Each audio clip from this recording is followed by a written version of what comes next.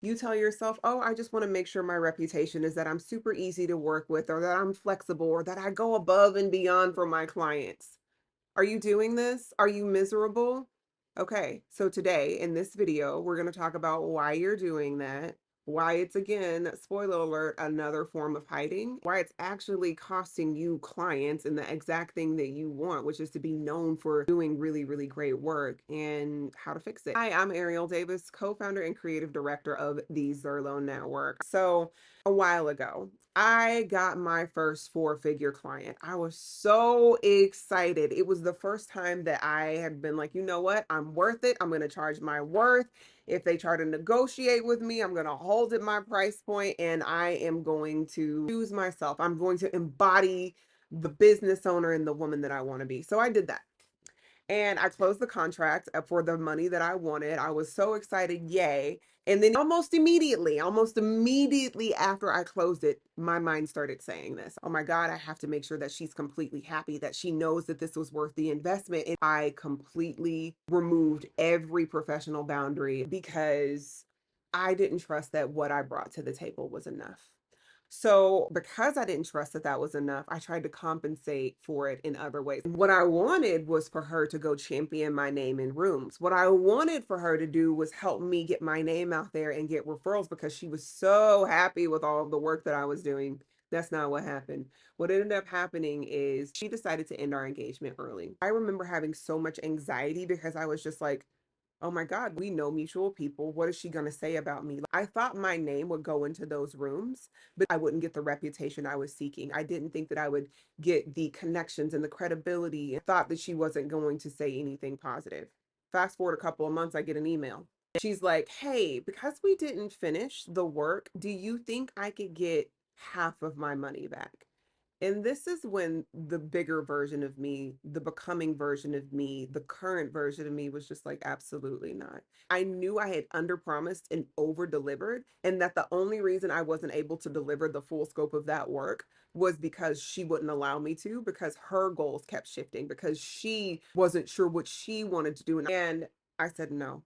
I held my boundary, and I had to do that in spite of being worried that she would be disgruntled and upset, and that she would go into these spaces and say bad things about me. That was really, really hard for me. The reason I was over functioning in the first place was so I could have a reputation that preceded me, was so that I could generate more business. But because I started from the wound, because I started from the wrong place, the exact opposite of what I wanted happened. And that's the tricky thing. That's the thing that I need you to know. So, how does this connect to visibility, hiding? When you set the intention that it is somebody else's responsibility to build your rep, and you outsource your narrative to them, you manifest the thing that you don't want. It is a form of hiding because it is very difficult to go and either create something where your work stands and you stand on your own, boldly showing, claiming, displaying, providing the experience of how great you are. There's a difference between doing that and expecting somebody else to do it for you.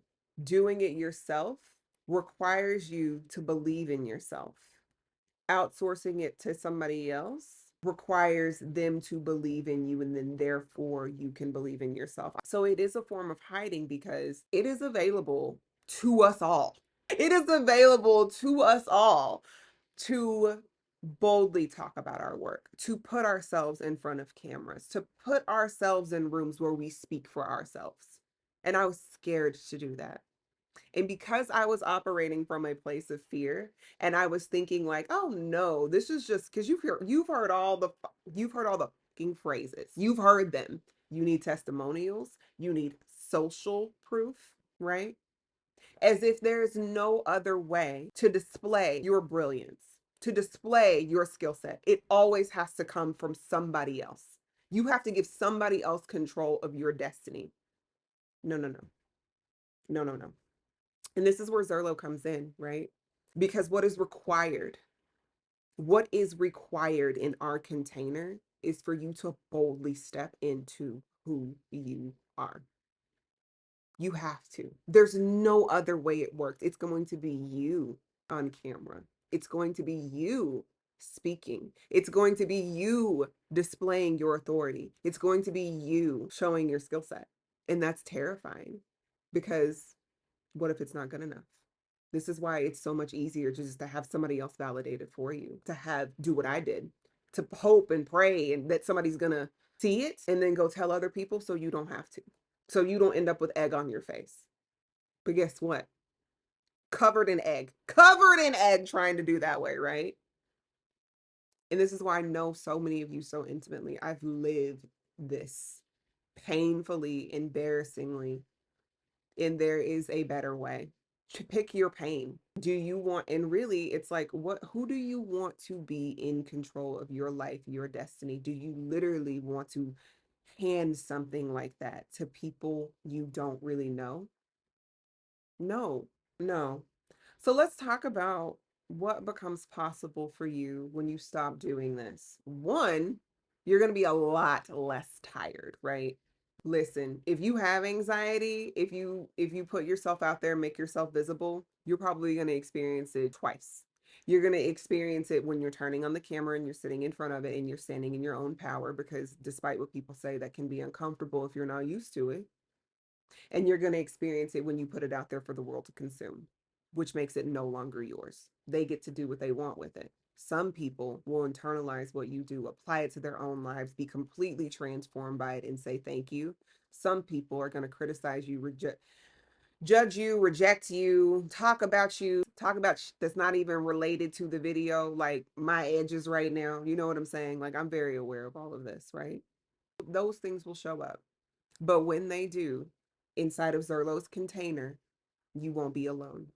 You will have me there on set with you when you're nervous, when you're overthinking things, when you're not trusting yourself. You'll have some co-regulation in the room, and you'll have a group of people by the nature of the way that we launch these things, supporting and championing your work. I want to be clear that what is on offer here is for you to step into the next version of yourself that you already know you are. I know you feel it. You feel this, like you feel it, and you get an opportunity to step into that version in a visible way with support.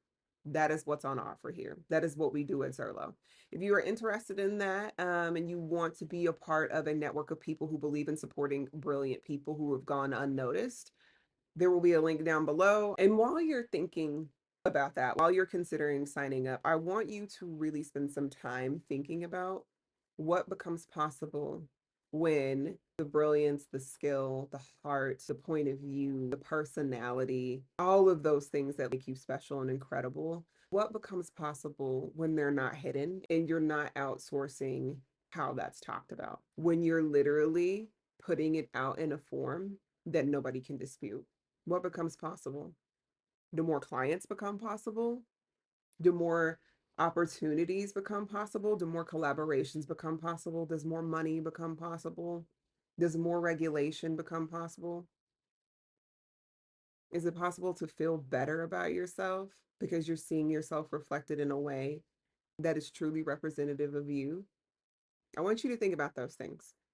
If you enjoyed this video and you know somebody who needs to hear it, please like, subscribe, share, put it in your group chat. Like, I know you've got people who are just like, girl, you literally stepped out of our friendship dinner to take a call from a client. Like, you need to watch this. With that being said, I hope you have a wonderful day. Please let me know if you've experienced this in the comments, and I will see you next time.